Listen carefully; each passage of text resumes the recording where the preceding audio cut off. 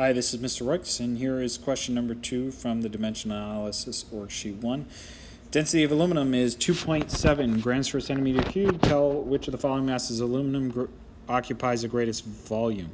So, we're going to take 1 pound of aluminum, right? We have a density in grams per centimeter cubed, so we have to convert that to grams. So we can say that 1 pound is 454 grams.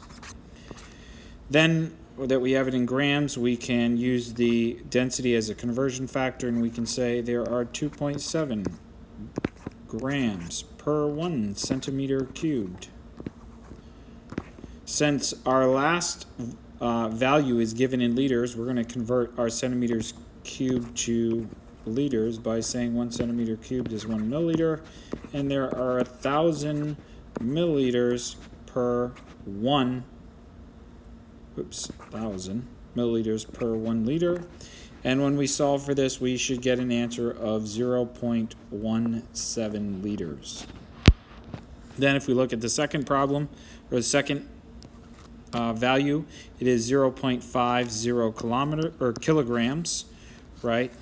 So we're going to, since it's already in kilograms, we just have to convert that to grams by saying that 1 kilogram is 1,000 grams.